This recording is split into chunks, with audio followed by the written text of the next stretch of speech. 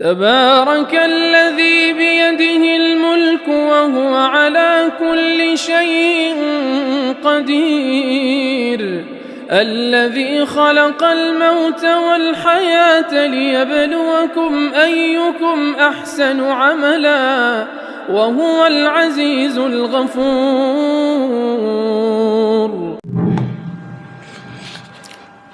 الحمد لله رب العالمين والصلاة والسلام على خاتم الأنبياء والمرسلين محمد بن عبد الله الأمين وعلى آله وصحبه أجمعين. أعوذ بالله من الشيطان الرجيم. بسم الله الرحمن الرحيم.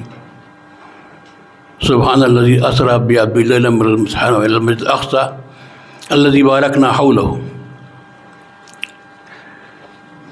میرے عزیز طلباء، فلسطین کا موضوع جو اس وقت ہماری گفتگو کا موضوع ہے، یہ ہمارے لیے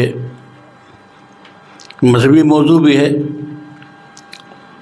اور سیاسی موضوع بھی ہے اور ملت کے بقا کا موضوع بھی ہے. فلسطین کیا ہے، کیا اس کی تاریخ ہے، کن مراحل سے گزرا ہے، ان چیزوں کو جانے بغیر، اس سے واقف ہوئے بغیر اس مسئلے کو پورے طور پہ سمجھنا ہمارے لیے ممکن نہیں. ایک مشکل یہ ہو گئی ہے کہ اب ہمارے طبقے میں کتابوں کو پڑھنے کا رواج بہت کم ہو گیا اور کچھ پڑھتے ہیں تو موبائل پڑھتے ہیں. موبائل کی چیزیں نقش برآب ہیں. ایسے آپ پانی پہ لکھ دیجئے، نقطۂ گار کھیل لیجیے، اس کے بعد جو پڑھا سب غائب ہے. کتابیں جب تک کہ آپ نہیں پڑھیں گے، مباحث نہیں پڑھیں گے دل لگا کے جمعی سے، کسی موضوع پر آپ حاوی نہیں ہوں گے. آج بھی میں نے دیکھا کہ مغربی قوموں میں، اب بھی امریکہ میں، یورپ میں جہاں جانا ہوتا ہے، ان کے نوجوانوں کو دیکھتا ہوں میں، بس میں سفر کر رہے ہیں، ٹرین میں بیٹھے ہوئے ہیں، ان کے ہاتھ میں کتاب ہے، ایک سوئی کے ساتھ پڑھ رہے ہیں، کھڑے کھڑے پڑھ رہے ہیں. تو یہ جو پڑھنے کا یہ بیماری تھی، یہ بیماری ہم میں سے ختم ہو گئی ہے. یہ سب سے بڑی مصیبت کی بات ہے. وہ موقع مناسب اس کے لیے ہے. علامہ انور شاہ کشمیری رحمۃ اللہ علیہ، جس کا مزار قریب ہی ہے جن کا، اور ان کا واقعہ ہے کہ جب آخری زمانے میں ناپیل سے تشریف لے آئے تھے، بیمار ہو گئے تھے، بیماری کی حالت میں ہی تھے. تو بیمار تھے، یہی حال تھا، پتہ نہیں کس وقت انتقال ہو جائے، کیا ہو جائے، لوگوں کا دل لگا ہوا تھا. تو رات کے آخری حصے میں ایک افواہ پھیلی کہ شاہ صاحب کا انتقال ہو گیا. لوگ بے چین ہو گئے. علامہ شبیر عثمانی رحمۃ اللہ علیہ، ان کو اطلاع ملی، فوراً دوڑتے ہوئے پہنچے. شروع میں پہنچے تھے وہ لوگوں سے پہلے. تو وہاں دیکھا کہ ٹھیک ہے، سناٹا ہے، لالٹین جل رہی ہے، شاہ صاحب بیٹھے ہوئے ہیں، صاحب مطالعہ کر رہے ہیں. تو دستک دی مولانا شبیر صاحب رحمۃ اللہ علیہ نے. شاہ صاحب نے کھولا کہ حضرت کیا اس وقت آپ مطالعہ فرما رہے ہیں؟ کون سی کیا چیز تھی جو آپ کے ذہن میں نہیں ہے کہ آپ اس کو تلاش کرنے بیٹھے؟ اور اگر کوئی بات تھی تو آپ کے شاگرد، آپ کے دوست سب موجود تھے، کچھ فرما دیتے آپ. تو شام ہی پڑھ رہے تھے، کوئی مسئلہ نکال رہے تھے. تو جب مولانا شبیر عثمانی نے جرح کی دوستانہ، کہا مولانا ایک تو بیماری ہے تو چھوٹتی نہیں. مطالعہ ایک بیماری ہے، جب تک زندگی ہے مطالعہ ہے. تو جب یہ بات پیدا ہوتی ہے کہ مطالعہ بیماری بن جائے اور ایسا جز ہو لازم زندگی کا کہ اس کے بغیر آدمی رہ نہ سکے، تب صحیح معنی میں وہ طالب علم ہوتا ہے. وہ طالب علم تبھی ہوتا ہے، عالم تبھی ہوگا، اور تبھی اس کو کسی بھی فن میں مہارت پیدا ہوگی. سطحی مطالعے سے، سرسری سے کچھ یہاں سے لیا، کچھ وہاں سے لیا، کچھ سن کے کر لیا، کچھ بیان کرنے لگے، کہ کوئی حیثیت نہیں. تو مطالعے کی عادت ڈالیے، ایسا مزاج بنائیے، کوئی موضوع بھی ہو، درسیات کا ہو، غیر درسیات کا ہو، کسی بھی موضوع پر آپ پڑھیں تو گہرائی کے ساتھ، اور ایسا دل آپ کا لگ جائے اس میں کہ آپ مزاج بن جائے کہ اس کے بغیر چین نہیں آتا۔ تو چھٹی ہوتی ہے، لمبی چھٹیاں ہوتی ہیں، طلباء سے پوچھیے بھائی ہاں کیا کیا پڑھا آپ نے؟ چھٹی اور پڑھنا دونوں، چھٹی ہوئی تو پڑھنا کیا مطلب ان کا ہوتا ہے؟ استجاب سے دیکھتے ہیں، اچھا بھائی اب یہ ہو گیا ہے۔ ہم لوگ جب لمبی چھٹی ہوتی تو کتابوں کا انبار لے کے جاتے تھے، جو کتابیں خارجی ہیں، زمانے کی ہیں، تاریخ کی ہیں، فلاں ہے جو ان کا موقع نہیں ملتا ہے، وہ لے کے گھر جاتے تھے کہ ایک مہینے کی چھٹی ہے، رمضان کی، فلاں کی، 40 دن 50 دن، یہ سب پڑھ لیں گے۔ رمضان میں جو ہے جمعہ میں کوئی نہ کوئی کتاب ضرور ہوتی تھی کہ فلاں کتاب پڑھیں گے، جمعہ جب آئے گا جمعرات جمعہ ملا کر کے فلاں کتاب ختم کر لیں گے۔ تو مطلب یہ کہ وہ تصور چھٹی کا تھا ہی نہیں کہ آدمی کی چھٹی ہے تو کچھ نہیں۔ میں آپ سے عرض کر دوں کہ بہرائچ میں پڑھ رہا تھا، میں نورالعلوم بہرائچ میں نے پڑھا ہے، تو وہاں اچھی لائبریری تھی وہاں طلباء کی تاریخ کی، تو ہم بڑا اہتمام تھا وہاں۔ تو وہاں جو ہمارے سرپرست مولانا کلیم اللہ صاحب رحمۃ اللہ علیہ وہ ترغیب دیا کرتے تھے، تو میں نے جو کتابیں پڑھی تو چھٹی کے اوقات کے علاوہ بغل میں مسجد تھی، وہاں جا کے نماز پڑھی جاتی تھی، وہاں مدرسے کے باہر کوئی کتاب ہاتھ میں لی، جلدی سے اذان ہوئی، گھنٹی بجی، چلے گئے، وضو کیا، 10 منٹ باقی ہے جماعت میں، کتاب بیٹھ گئے، تو 4 و 5 اوقات میں 10 منٹ، فجر میں کچھ زیادہ مل جاتا تھا، آدھا گھنٹہ، تو یہ جو 10 منٹ پھر آدھا گھنٹہ، تو آپ جوڑیے کتنا بن گیا، کتنی کتابیں اس طرح پڑھی گئی۔ تو جب تک یہ پڑھنے کا مزاج نہیں بنے گا، کسی موضوع پر آپ حاوی نہیں ہو سکتے ہیں۔ کتابیں اب بھی چھپ رہی ہیں، قدیم بھی ہیں، جدید بھی ہیں۔ اب تو قدیم کتابیں جو پہلے نہیں تھیں اب سب آپ کو نیٹ سے دستیاب ہیں، دکانوں میں موجود ہیں، لیکن افسوس ہے کہ پڑھنے والے اب نہیں ہیں۔ تو کسی موضوع کو جو آپ پڑھیں گے تبھی اس کی واقفیت ہوگی، تبھی اس کے گویا مالہ مالے ہے اور اس کے مختلف پہلوؤں سے آپ واقف ہوں گے۔ فلسطین کا مسئلہ ظاہر ہے کہ ہمارا ایک دینی مسئلہ ہے سب سے پہلے، اور آپ کو معلوم ہے کہ قبلہ اول ہے، خانہ کعبہ کو قبلہ طے ہونے سے پہلے مسلمان اسی طرح نماز پڑھا کرتے تھے بیت المقدس۔ اور قرآن کریم کی اس آیت میں جس میں اسراء اور معراج کا ذکر ہے، رسول اللہ صلی اللہ علیہ وسلم کے تعلق سے وہ آیت کہ اللہ کی وہ ذات پاک ہے، پاکیزہ ہے، جو اپنے بندے کو مسجد حرام سے مسجد اقصیٰ لے گئی۔ پوری تفصیل آپ معراج کے پڑھیے، وہاں کیا کیا چیزیں پیش آئیں، انبیاء سے ملاقاتیں، ان کی امامت، پوری تفصیل ہے۔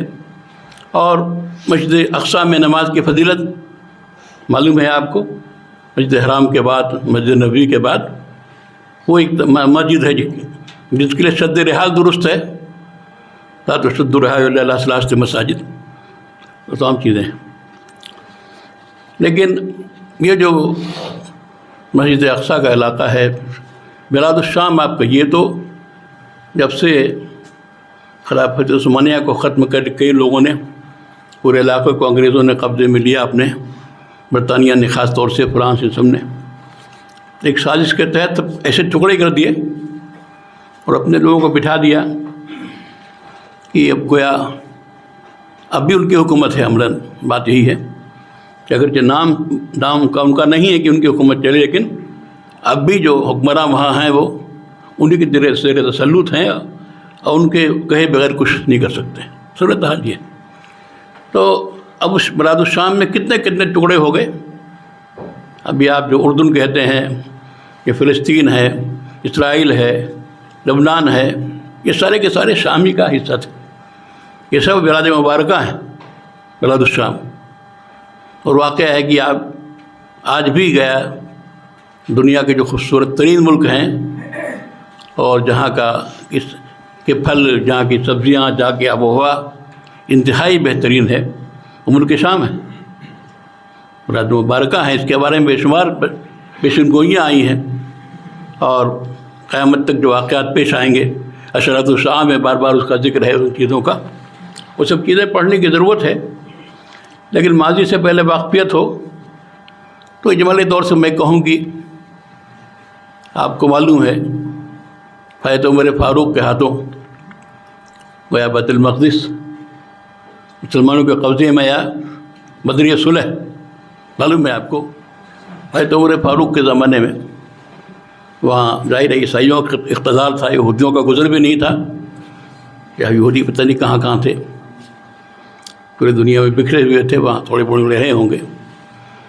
تو انہوں نے شرط لگائی کہ خلیفۃ المسلمین خود اگر آئیں تو ان کے ہاتھوں ہم چابی حوالے کریں گے، ان کے ملک شہر جنگ کے بغیر ان کے حوالے ہم کریں گے۔ حضرت عمر کا سفر جو پڑھیے، الفاروق میں پڑھیے، جو تاریخ کی کتابیں ہیں ان میں پڑھیے کس طرح سفر ہوا حضرت عمر فاروق کا، اور کیا واقعات پیش آئے، کیا اثرات پیش آئے۔ تو حضرت عمر فاروق سے جو معاہدہ ہوا تھا وہاں کے سربراہوں کا، وہاں کے پادریوں کا، عیسائی پیشواؤں کا، اس میں اور شرطوں کے ساتھ ایک شرط یہ بھی تھی کہ یہاں کوئی یہودی آباد نہ ہو ہمارے پاس۔ اس شرط کے ساتھ ہم آپ کو دیتے ہیں، آپ کے حوالے کرتے ہیں کہ یہاں کوئی یہودی آباد نہیں ہوگا، ان کے لیے گنجائش نہیں ہوگی۔ تو اس تفصیل کو آپ پڑھیں، ظاہر ہے کہ لیکن یہ بات مسلم تھی کہ بھائی وہاں یہودیوں کی بھی مقدس جگہیں ہیں، عیسائیوں کی بھی ہیں، تو ان جگہوں کی زیارت وہاں آنا اس پر پابندی نہیں تھی، آگے زیارت کی چلے گئے، لیکن یہودیوں پہ خاص طور سے وہاں رہائش کے تعلق سے کہ وہاں کے باشندے ہو جائیں، وہاں رہنے لگیں، اس پر پابندی تھی، اور یہ سلسلہ چلتا رہا۔ اور ایک دور وہ آیا جب عیسائیوں نے بیت المقدس پر قبضہ کیا، وہ تاریخ کا حصہ ہے، وہ بھی آپ جانتے ہیں کیا مظالم کیے انہوں نے۔ جب بیت المقدس پر قبضہ کیا ہے، گویا جنگ کے ذریعے سے کتنی خونریزی کی ہے، کس قدر خون بہایا ہے وہاں، تو خود عیسائی مورخین اس کو لکھتے ہیں کہ گویا اس قدر ظلم ہوا ہے، اس طرح خونریزی ہوئی ہے کہ گویا بیت المقدس کی گلیاں اور اس کے راستے خون سے بھرے ہوئے تھے۔ بہرحال ایک زمانے تک اچھا خاصا طویل عرصہ تھا عیسائیوں کے قبضے میں وہ علاقہ رہا، بیت المقدس اور اس کے آس پاس۔ اس کے بعد صلاح الدین ایوبی نے اللہ ان کو توفیق دیا، انہوں نے اس وقت بھی افراتفری بھی تھی اور اختلافات بھی تھے، لیکن اللہ جس سے کام لیتا ہے تو کسی کو کھڑا کر کے اللہ تعالیٰ کام لیتا ہے۔ صلاح الدین ایوبی کے ہاتھوں بیت المقدس دوبارہ فتح ہوا، مسلمانوں کے قبضے میں آیا۔ بہرحال اس کے بعد یہ دور چلا، عباسیوں کی خلافت رہی، برائے نام سلاطین تھے، اس کے بعد مملوکان کی رہی، اس کے بعد عثمانی آ گئے۔ عثمانیوں کے قبضے میں جب سے علاقے آئے، پورے شام کا علاقہ ہے، حجاز بھی سارے کے سارا، تو گویا اس علاقے کو تحفظ حاصل ہوا۔ صورتحال یہ تھی کہ پہلے کہ یہ جو جغرافیہ کے واقفیت بہت ضروری ہے ایک عالم کے لیے، آپ کے کورس میں ہو نہ ہو، لیکن اپنے طور پر بھی جغرافیہ کا مطالعہ کرنا چاہیے۔ ان حالات کو آپ سمجھ نہیں سکتے ہیں کہ کہاں کیا چیز ہے۔ تو لطیفہ ہے کہ درجے میں نظرے میں پوچھنے لگا لڑکوں سے بھائی کہ وہ مدینہ منورہ شام سے کدھر ہے، مکہ فلاں طرف سے کدھر۔ اب وہ بالکل اتنا جانتے ہیں کہ ہاں مکہ پچھم طرف ہے، اتنا تو معلوم ہے، نماز پڑھتے ہیں ادھر، لیکن اور موٹی موٹی باتیں جو کوئی اس کا شعور نہیں ان کو، تو اس لیے پتہ ہی نہیں ان کو۔ تو اس لیے ضروری ہے جغرافیہ کی واقفیت، کون چیز کہاں واقع ہے۔ تو حضرت عمر فاروق کے زمانے تک بہرحال مسلمانوں کا دبدبہ گویا خشکی میں تھا، فتوحات ہوئی، سب کچھ بڑھتی رہی حضرت عثمان کے زمانے میں، لیکن یہ سمندری علاقہ تو مسلمان اس سے بھاگتے تھے، اور حضرت عمر سے اجازت چاہیے حضرت امیر معاویہ نے کہ ہم کچھ سمندری سفر کریں اور اس میں جہاد کریں، تو انہوں نے منع کر دیا کہ نہیں، میں خطرے میں نہیں ڈالنا چاہتا ہوں۔ بعد میں پھر حضرت عثمان کے زمانے میں کچھ گنجائش دی گئی، اجازت ملی۔ پھر حضرت معاویہ کے دور میں زیادہ سمندروں پر گویا بحری بیڑے اور فتوحات اور سلسلہ بہت آگے بڑھا. یہ بہت لمبا واقعہ ہے تاریخ کا. تو قصہ کوتا یہ کہ ایک تو بحر احمر ہے اور بحر ابیض ہے، تو آپ پڑھتے ہوں گے. تو بحر احمر اور بحر ابیض یہ دونوں سمندر گیا اسلامی ملکوں کے میں سے گزر رہے تھے. بحر ہند کے بعد بحر احمر شروع ہوتا ہے اور جدہ وغیرہ اسی پڑتا ہے، اسی کے ساحل پر. پھر آگے جا کے پورا بحر ابیض ہے. ان دونوں کو ملانے کے لیے نہر سویس کی کھدائی ہوئی تو راستہ براہ راست بن گیا. تو یہ جو سمندر جس کے کنٹرول میں ہو وہ اس کا اقتدار ہوا کرتا تھا. تو مملوکان کے زمانے میں جو ممالک تھے مصر میں، اور پھر اس کے بعد عثمانیوں کے زمانے میں مسلمانوں کی گویا بحری طاقت بہت بڑھی، اور گویا بحر احمر اور بحر ابیض دونوں ان کے کنٹرول میں آ گیا. انہیں اس سے پہلے یہ تھا کہ بحر احمر کے ساحلوں پہ جا کے گویا یہ اسپینیز ہیں اور ڈچ ہیں انگریز ہیں جا کے حملہ کرتے تھے، اور وہاں جو ساحل پر لوگ آباد تھے ان کا مال چھین لینا، غارت گری کرنا، سب چیزیں تھیں. تاریخ میں آپ پڑھیں گے تو بہت سے واقعات ملیں گے. اس طرح کی واردات ہوا کرتی تھی. عثمانیوں کے زمانے میں تو بحر احمر کو اسلامی سمندر قرار دیا گیا کہ اس میں فلاں جگہ سے آگے کوئی جہاز جا نہیں سکتا ہے جب تک کہ عثمانی جو چوکی ہوگی وہ جس کی طرف سے اجازت نہ مل سکے. تو یہ پورا سلسلہ چلتا رہا، اور صلاح الدین ایوبی کے قسطنطنیہ فتح کرنے کے بعد بیت المقدس اس کے بعد دولت عثمانیہ کے قبضے میں اخیر میں رہا، اور کسی کی مجال نہیں تھی کہ وہاں کوئی معاملہ کر سکے. تو میں نے ایک کوشش کی ہے، بہت پہلوں سے کر رہا تھا میں. دولت عثمانیہ کی میں نے تاریخ لکھی ہے، ابھی اس کی اشاعت نہیں ہوئی ہے. اس میں ایک خلیفہ تھے سلطان عبدالحمید ثانی. ان کا دور بہت اہم ہے مسئلہ فلسطین کے حوالے سے. تو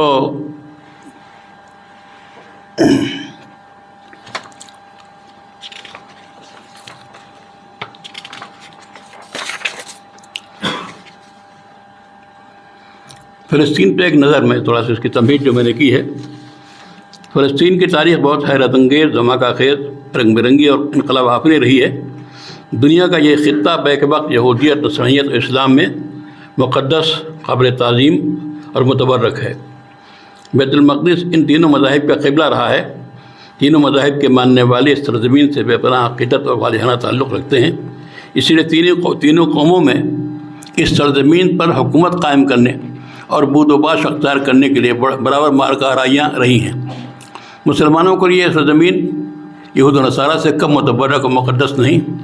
بیت المقدس مسلمانوں کا قبلہ اول ہے. یہیں سے نبی اکرم صلی اللہ علیہ وسلم کو معراج کا شرف حاصل ہوا.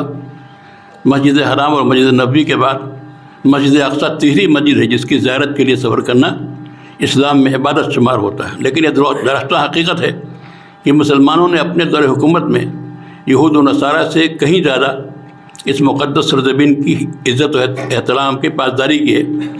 مسلمان دور حکومت میں یہ سرزمین امن و امان، عدل و انصاف کا گہوارہ تھی. اس کے باشندے بلا امتیاز مذہب و ملت شہری حقوق میں برابر کے شریک اور خوشحالی اور رفاہیت کے زندگی گزارتے تھے. بیت المقدس کی فتح اور ایک عہد. خلیفہ ثانی طور فاروق کے زرین دور میں بیت المقدس و اسلامی پرچم لہرایا. مشہور روایت کے اعتبار سے یہ ایمان افروز روح پرور واقعہ 15 ہجری میں ظہور پذیر ہوا، جیسا کہ ابن خلدون، ابن جریر طبری، ابن کثیر نے تحریر فرمایا ہے. بعض روایات کے مطابق 16 ہجری میں واقعہ پیش آیا. علامہ شبلی نعمانی نے یعقوبی کے حوالے سے 16 کو اختیار کیا ہے. فتح بیت المقدس کا واقعہ بھی بہت دلکش و دلربا ہے. نہ جنگ و جدال، نہ قتل و قتال، نہ کسی کی جان گئی، نہ نکسیر پھوٹی. بیت المقدس کے باشندوں کی درخواست پر خود خلیفہ وقت حضرت عمر فاروق رضی اللہ عنہ صلح کے لیے تشریف لائے. اب اس شان سے تشریف لائے کہ نہ باڈی گارڈ ہیں، نہ فوجی دستے، نہ درباریوں و مشیروں کا ہجوم، نہ ہٹو بچوں زندہ آباد کے نہ فلک کا شگاف نعرے. جسم پر پھٹا پرانا پیوند لگا ہوا لباس ہے. ایک کمزور مریل گھوڑے پہ سوار ہیں. مسلمانوں نے عمدہ ترکی گھوڑا اور عمدہ لباس پیش کیا تاکہ رومیوں میں اچھا اثر پڑے۔ حضرت عمر نے یہ فرماتے ہوئے واپس کر دیا کہ ہم لوگوں کو اللہ تعالیٰ نے اسلام کی دولت سے نواز کر عزت بخشی ہے، یہی ہمارے لیے کافی ہے۔ فتح بیت المقدس کی داستان لکھنا مقصود نہیں، عرض کرنا ہے کہ بیت المقدس کی فتح کے وقت عیسائیوں کے ساتھ جو سرنامہ تیار کیا گیا تھا اس کی ایک دفعہ یہ بھی ہے کہ یہاں کسی یہودی کو آباد نہیں کیا جائے گا۔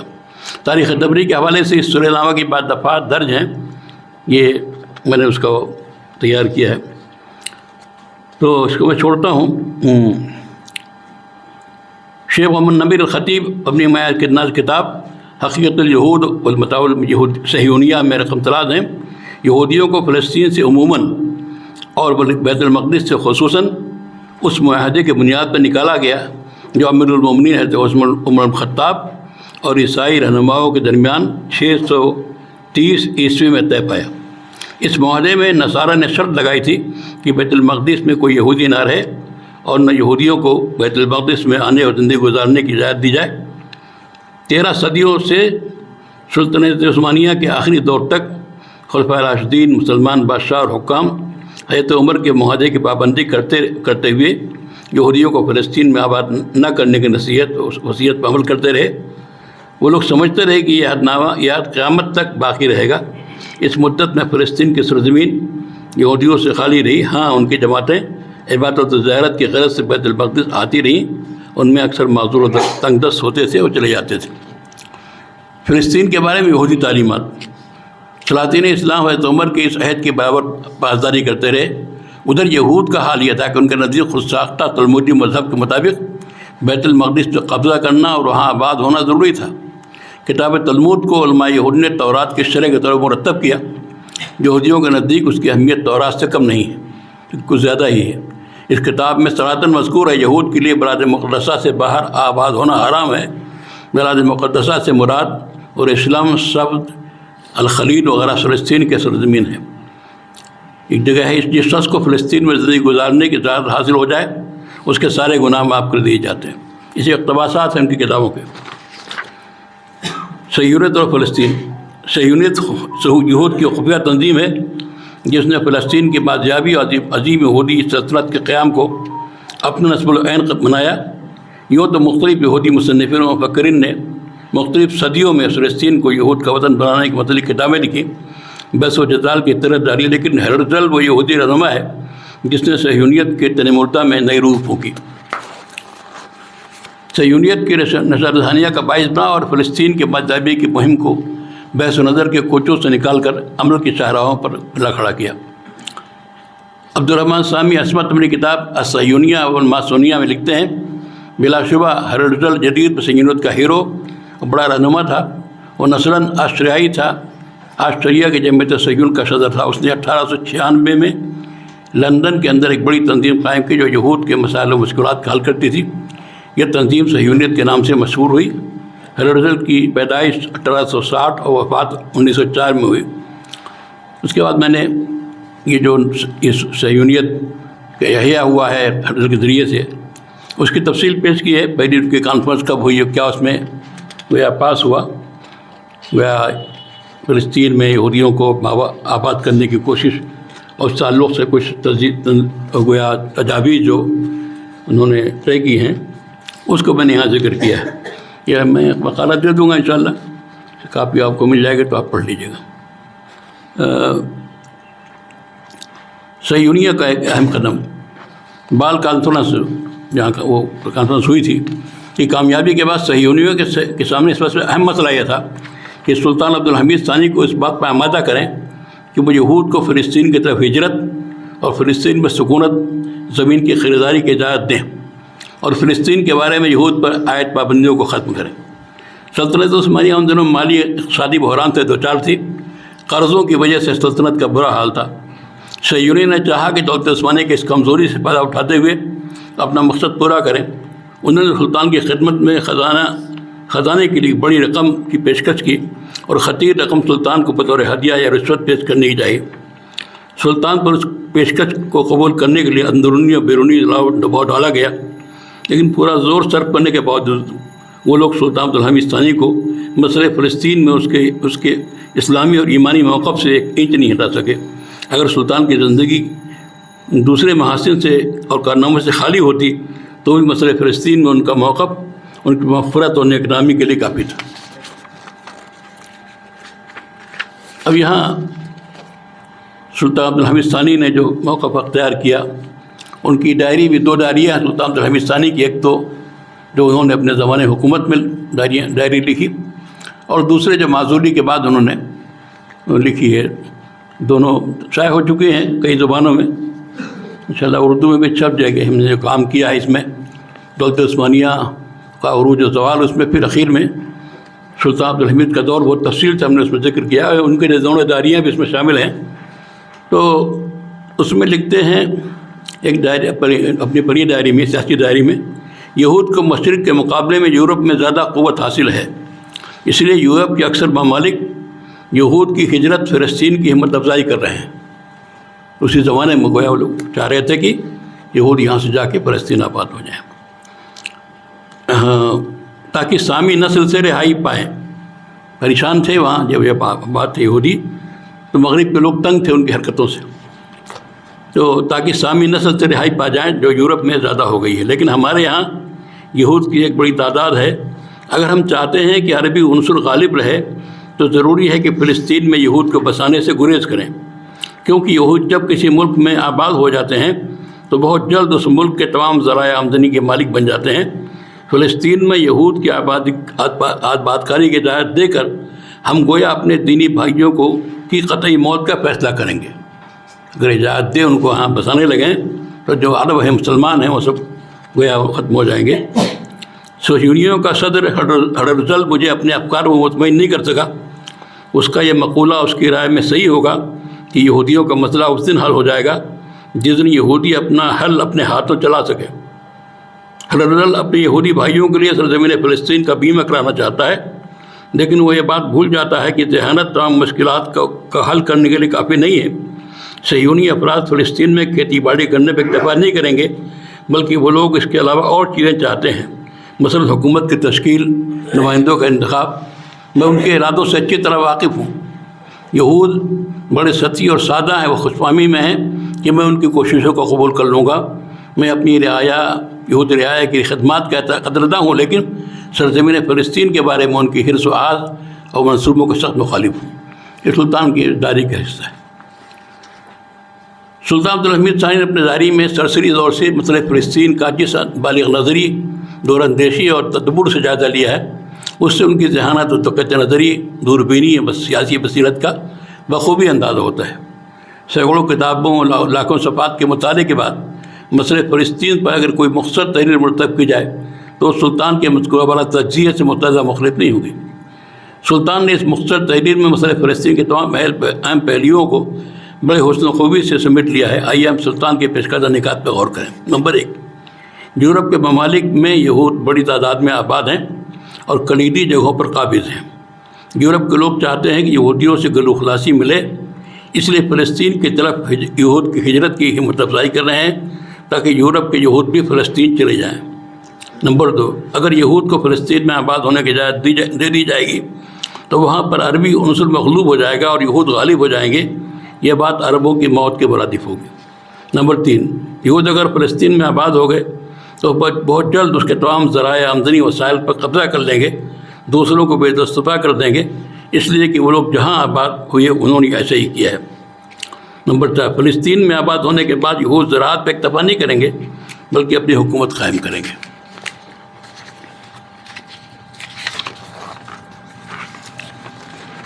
اس میں سلطان عبدالحمید ثانی کے پیش کردہ 4 نکات میں سے نمبر 2 اور 4 مزید کسی تشریح کے محتاج نہیں ہیں۔ دنیا نے دیکھ لیا ہے کہ فلسطین میں آباد ہونے کے بعد یہود نے عرب باشندوں کو کس طرح مارا ستایا، نیست و نابود کیا۔ اسی طرح انہوں نے زراعت پہ اکتفا نہیں کیا بلکہ ایک سلطنت قائم کر کے دم لیا۔ نمبر 1 اور 3 کی تھوڑی سی وضاحت پیش کی جاتی ہے۔ رومیوں کے ہاتھوں فلسطین سے نکالے جانے کے بعد یہودی دنیا کے مختلف ملکوں میں پھیل گئے۔ ان کی ایک بڑی تعداد یورپ اور روس میں بھی آباد ہو گئی۔ یہ لوگ جہاں بھی گئے اس ملک کی مالیات اور ذرائع آمدنی پر پورا قبضہ کر لیا، سود کو خوب رواج دیا۔ رفتہ رفتہ ان ممالک کے باشندے اور حکومتیں یہود کے قرض و سود کے بوجھ سے تنگ آ گئیں۔ یہودیوں کے خلاف بے پناہ نفرت و عداوت کا جذبہ عمڈا، اور ممالک کے حکام اور عوام نے یہود کو مار کاٹ کر ملک بدر کیا، ان پر بے پناہ پابندیاں عائد کر دیں۔ پھر عرصہ دراز کے بعد بڑی کوششوں منتوں کے بعد یورپین ممالک میں واپسی کی اجازت ملی، لیکن دوبارہ واپس آنے کے بعد اپنی پرانی حرکت پھر واپس شروع کر دی اور ممالک کی اقتصادیات پر قبضہ کرنے کے لیے کوشاں رہے۔ برطانیہ میں یہود 1190 عیسوی میں پہنچے اور 1290 میں نکال دیے گئے۔ 1857 میں دوبارہ تمام حقوق کے ساتھ واپسی کی اجازت ملی۔ فرانس سے 1306 میں نکالے گئے، پھر صدیوں بعد واپسی کی اجازت ان کو ملی۔ 1300 سے 1650 تک یورپ کے اکثر ممالک یہود سے پاک رہے۔ روس میں یہ عمل بار بار پیش آیا۔ سود خواری اور ذخیرہ اندوزی یہود کی طبیعت ثانیہ بن چکی تھی۔ یہود کے باشندے اور حکام بار بار تک تجربہ کر چکے تھے اور اس صورتحال سے تنگ تھے۔ ان لوگوں نے سوچا کہ اگر یہود فلسطین میں جا کر آباد ہو گئے تو ان کے فتنے سے محفوظ رہیں گے، اس لیے یورپ کے ممالک نے فلسطین میں یہودی ریاست کے قیام اور فلسطین کی طرف یہود کی ہجرت کی بھرپور تائید کی اور ہمت افزائی کی۔ یہود کے ساتھ ہر طرح تعاون کیا، اور جب سلطان عبدالحمید ثانی نے یہود کی ہجرت کو روکنے کے لیے فلسطین میں سخت قسم کے قوانین نافذ کیے تو یورپی ممالک کے سفارت خانوں نے اس پر بار بار سخت احتجاج کیا، اور آخر میں تہذیب و تمدن، عدل و مساوات کی علمبردار سلطنت برطانیہ کے زیر سایہ 1948 میں یہودی ریاست کا قیام باقاعدہ عمل میں ہے۔ تو یہ تفصیل بڑی پوری کی ہے اور تمام حوالے اس کے دیے ہیں جس کو آپ دیکھ سکتے ہیں۔ اور سلطان سے کئی ملاقاتیں ہٹلر نے کی تھی اور یہودیوں نے کی تھی، لیکن سلطان نے گویا اس میں ایک خاص چیز یہ ہے کہ ایک خاص بات جو سلطان نے اس میں کہی ہے اپنے ڈائری میں یہود کی حریصانہ ذہنیت کے بارے میں۔ سلطان عبدالحمید نے اپنی سیاسی ڈائری میں خدشہ ظاہر کیا کہ فلسطین میں یہود کو آباد ہونے کی اجازت دے دی جائے تو بہت جلد فلسطین کی ساری دولت اور ذرائع آمدنی پہ قبضہ کر لیں گے۔ سلطان کا یہ خدشہ تاریخ کے گہرے مطالعے پر مبنی ہے۔ اس کی مثال زندہ مثال امریکہ ہے۔ یہود یہاں اقلیت میں ہیں، لیکن ملک کے اکثر کلیدی عہدوں اور صنعت، حرفت، تجارت، نشر و اشاعت، ذرائع ابلاغ ان کا قبضہ ہے۔ امریکہ کا ایک بہت بڑا صنعت کار، تاجر، سرمایہ کار ہنری فورڈ گزرا ہے۔ اس نے یہ محسوس کیا کہ ملک کے بڑے یہودی سرمایہ دار مختلف طریقوں سے ملک کی دولت پہ اپنا قبضہ جما رہے ہیں اور مختلف طریقوں سے وہ دوسروں کو بے دخل کر رہے ہیں۔ اس نے دنیا بھر میں خصوصاً امریکہ میں یہود کی خفیہ سرگرمیوں اور خطرناک سازشوں کا گہرا جائزہ لینے کے لیے ملک کے بڑے بڑے محققین اور مصنفین کا ایک بورڈ قائم کیا۔ ان لوگوں نے اپنی بحث و تحقیق اور مطالعے کا نچوڑ ایک کتاب کی شکل میں پیش کیا جو عربی میں بھی الیہودیہ العالمی کے نام سے شائع ہو چکی ہے۔ اس کتاب سے معلوم ہوتا ہے کہ یہود نے دنیا کی دولت و تجارت، نشر و اشاعت وغیرہ پر کس طرح اپنا قبضہ جما رکھا ہے۔ یہ کتاب حیرت انگیز انکشافات کا مجموعہ اور ایک دھماکہ ہے۔ اس کتاب کا مطالعہ کر کے سلطان عبدالحمید ثانی کے خدشے کی تصدیق ہوتی ہے۔ ولایات متحدہ امریکہ کا جب دستور مرتب کیا جا رہا تھا، اس موقع پہ مشہور امریکی صدر بنیامین فرانکلن نے ایک تقریر کی جو امریکہ کے صوبہ فلادلفیا میں واقع شہر فلادلفیا کے معہد فرانکلن میں محفوظ ہے۔ اس تقریر کا وہ حصہ جو یہود سے متعلق ہے یہاں نقل کرنا مفید ہوگا۔ جو صدر وہاں کا رہ چکا امریکہ کا، اس نے یہ تقریر کی دستور جب بننے جا رہا اس وقت کہتا ہے کہ ولایات متحدہ امریکہ ایک بڑے خطرے سے دوچار ہے۔ وہ خطرہ یہود ہیں۔ محترم حضرات، یہود جس سرزمین میں پہنچتے ہیں اس کا اخلاقی اور معنوی معیار پست ہو جاتا ہے اور تجارتی معاملات غیر شریفانہ ہو جاتے ہیں۔ یہود صرف اپنا مفاد دیکھتے ہیں، دوسرے لوگوں کے ساتھ معاملات میں ناانصافی کرتے ہیں۔ ان لوگوں نے مختلف ممالک کی مالیات کا گلا گھونٹنے کی کوشش کی، جیسا کہ پرتگال اور اسپین میں ہو چکا ہے۔ بزرگان گرامی، یہود 17 صدی پہلے سے اپنے آبائی وطن سے نکالے جانے کی وجہ سے اپنے غم انگیز انجام کا رونا رو رہے ہیں۔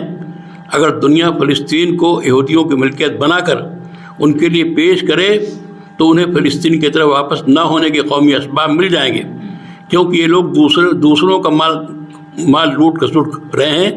یہ لوگ آپس میں زندگی نہیں گزار سکتے، بلکہ ان کے لیے مسیحیوں اور دوسری قوموں کے ساتھ زندگی گزارنا ضروری ہے جو ان کے ہم جنس نہیں ہیں۔ اگر یہود کو امریکہ کے دستور کے نصوص کے بموجب نہیں نکالا گیا تو آئندہ 100 سال میں بڑی تعداد میں ہمارے شہروں میں آئیں گے اور یہاں کے حاکم و ذمہ دار بن جائیں گے اور ہماری اس حکومت کا ڈھانچہ بدل دیں گے جس کے حصول کے لیے ہم امریکیوں نے اپنا خون، جانیں، مال اور اپنے آرزویں قربان کر کی ہیں۔ اگر یہود کو ہمارے ملک سے 200 سال کے دوران نہ نکالا گیا تو ہمارے بچے یہود کو آسودہ کرنے کے لیے کھیتوں میں کام کریں گے اور یہود محلوں میں بیٹھے خوشی و مسرت کے تالیاں بجائیں گے۔ اے رہنماؤں، میں تمہیں چوکنا کرتا ہوں اور تم سے کہتا ہوں کہ اگر تم یہود کو امریکہ میں سے دائمی طور پر نہ نکالو گے تو تمہارے لڑکے اور پوتے پڑپوتے تمہاری قبروں پر جا کر تم پر لعنت کریں گے۔ یہود ان اقدار و روایات سے مزین نہیں ہو سکتے جن سے ہم امریکی مزین ہیں، خواہ وہ ہمارے درمیان 10 پشتیں گزار لیں۔ چیتا اپنی کھال کا رنگ نہیں بدل سکتا ہے۔ اگر یہود کو امریکہ میں آنے دیا گیا تو وہ لوگ ہمارے لیے بڑا خطرہ ثابت ہوں گے اور ہماری اجتماعی قدروں کو پامال کر دیں گے۔ اس لیے ضروری ہے کہ یہود کو دستور کے روح سے امریکہ سے نکال دیا جائے۔ یہ اس نے باقاعدہ تقریر کی دستور ساز کمیٹی کے سامنے، اور باقاعدہ یہ اس میوزیم میں اب بھی تقریر محفوظ ہے۔ اس کو غائب کرنے کی کوشش کئی بار کی یہودیوں نے، لیکن وہ اس کے انتظامات ہیں۔ تو یہ اب جو میں نے اس میں تفصیل ذکر کی ہے کہ سلطان عبدالحمید کے پاس بار بار آنے کی کوشش کی اور لوگوں کو بھیجنے کی کوشش کی، اور بڑے بڑی لالچ دلائی کہ مملکت کے جو قرضے ہم ادا کر دیں گے اور تمام چیزوں میں آپ کے معاون ہوں گے۔ ہم نے کئی ملاقاتوں کا ذکر کیا ہے جس کی تفصیل کو یہاں پڑھنے کا موقع نہیں ہے، اور کچھ اور مزید شہادتیں ہیں۔ سلطان نے پھر جو اقدامات کی اپنے زمانے میں، قوانین بنائے کہ اب جو بیچ میں لوگوں نے کوئی ڈھیل پیدا کر دی تھی وہ ڈھیل ختم کر دی۔ تو اب اس کے بعد کوئی راستہ ان کے لیے بچا نہیں تھا سوائے اس کے کہ سلطان عبدالحمید کو معزول کر کے دولت عثمانیہ کو بکھیریں پہلے۔ اگر دولت عثمانیہ اس طرح سے رہے گی تو اس کے بیچ میں کوئی یہودی سلطنت کا قائم کرنا آسان کام نہیں ہوگا۔ تو اس لیے ترکی میں وہ یہودیوں کی آبادی، جب ان کو اسپین میں بہت ان پر ظلم ہوا یہودیوں پر، تو بھاگ کے مسلمانوں کے بعد تو وہ بھاگ کے پھر ترکی کے علاقے میں گئے، اور سالونیکا کا علاقہ اس وقت تھا، وہاں بڑی تعداد میں یہودی آباد تھے۔ اور سلطان عبدالحمید ثانی کے خلاف جو تحریک چلی ہے، اس میں جو لوگ شریک ہوئے ہیں، ان کا مرکز سالونیکا تھا۔ ان تفصیلات کو میں نے اس میں بیان کیا ہے، اس کے حوالے دیے ہیں۔ تو اس میں 1909 میں سلطان کو خلافت سے معزول کیا گیا۔ وہ جو انجمن اتحاد و ترقی قائم کی تھی ان کے مخالفین نے، اور ترک قومیت کا نعرہ، ادھر عرب قومیت یا ترک قومیت، بھائی دولت عثمانیہ میں دو بڑی قومیں تھیں۔ اگر وہ ترک اور عرب متحد رہتے تو یہ صورتحال نہ پیش آتی۔ جنگ عظیم دوم میں یہ صورتحال پیش آئی کہ فلسطین اور عرب کے لوگوں نے دولت عثمانیہ سے غداری کی۔ شریف حسین کو لالچ دی گئی کہ جب تم لوگ ترکی کو خلافت ختم کر دو گے ترکی والی تو عرب خلافت ہم قائم کریں گے، تم شریف مکہ۔ اور بھی کئی سربراہان سے اس طرح کے وعدے ہوئے، خدیو مصر سے بھی وعدہ ہوا۔ وہ لوگ چکر میں آ گئے کہ ہاں ہماری اپنی خلافت قائم ہوگی۔ اور اس کے بعد جب جنگ عظیم میں دولت عثمانیہ کو شکست ہوئی، جرمنی کو ہی، اس کے ساتھ ساتھ جاپان کو ہی، اور پھر تفصیل پوری جنگ عظیم اول دونوں کو پڑھنا ضروری ہے موجودہ حالات سمجھنے کے لیے۔ جنگ عظیم اول، جنگ عظیم دوم اس طرح پیش آئی، کیا اس کے محرکات تھے، تو ان سب کو پڑھنے کی ضرورت ہے۔ تو اس میں بہرحال پوری کوششوں کے بعد وہ لوگ اس میں کامیاب ہوئے۔ سلطان عبدالحمید نے اپنے ان کے پیر تھے، معزولی کے بعد ان کو جو خط لکھا، وہ خط میں پڑھ کے اس بات کو ختم کرتا ہوں۔ کافی لمبا چیپٹر ہے جو میں نے پھر اٹھ کے ختم کیا، اس لیے کہ ابھی موضوع ہم کو آگے بڑھانا ہے۔ تو یہ خط ہے سلطان عبدالحمید کا، جو انہوں نے اپنے پیر جو طریقہ شاذلیہ کے تھے ان کے نام خط لکھا تھا انہوں نے اپنی معزولی کے بعد۔ اور سلطان کے شیخ طریقت محمود ابو الشامات تھے، موصوف طریقہ شاذلیہ کے بڑے شیخ تھے، دمشق میں قیام تھا۔ سلطان نے معزول ہونے کے بعد اپنے شیخ طریقت کو تفصیلی خط لکھا اور اس میں اپنے معزول کیے جانے کا راز اور پس منظر بیان کیا۔ خط کی سطر سے دینی غیرت و اہمیت، اسلامی درد و سوز کا اندازہ کیا جا سکتا ہے۔ شیخ نے اتحادیوں کے دور میں خفیہ راز کی طرح، اتحادی مراد وہ جو سلطان کے بعد جو جماعتی اتحاد و ترقی جو مغرب سے وابستہ تھی اور اس انداز سے کام کر رہی تھی، تو ان کا دور تھا جنہوں نے وہاں پر دوسرا اسلامیت کے بغیر قومیت کو قائم کیا۔ شیخ نے اتحادیوں کے دور میں ان کے شیخ نے خفیہ راز کی طرح اس خط کو محفوظ رکھا۔ جب شام سے ترکی حکومت ختم ہوئی تو شیخ کے بعد مخلصین کو اس کا علم ہوا۔ شیخ کی وفات کے بعد ان کے صاحبزادوں نے اس خط کی حفاظت کی۔ چونکہ یہ خط غیر معمولی اہمیت کا حامل تھا، اس لیے بہت قابل اعتماد و مخلص متعلقین کو اس کی زیارت کراتے۔ اور اس دراز گزرنے کے بعد خط بوسیدہ ہو گیا تو اسے دکھانا بند کر دیا۔ پروفیسر سعید افغانی دمشقی نے بڑی کوششوں اور سفارشوں کے بعد شیخ کے صاحبزادوں کو اس خط کی اشاعت پر آمادہ کیا۔ 1972 میں پروفیسر سعید افغانی نے اس خط کی فوٹو اسٹیٹ کاپی کرائی اور اصل خط شیخ کے صاحبزادوں کو واپس کر دیا۔ اس خط کے عربی ترجمے کا کام شیخ پروفیسر سعید افغانی نے اپنے ایسے دوست سے لیا جنہیں عربی ترکی دونوں زبانوں پر عبور تھا۔ اس خط کو موصوف نے کویت کے رسالہ العربی کی اشاعت 1392 دسمبر 1972 میں شائع کرایا۔ اس خط کا ترجمہ یہ ہے: بسم اللہ الرحمن الرحیم وبہ نستعین۔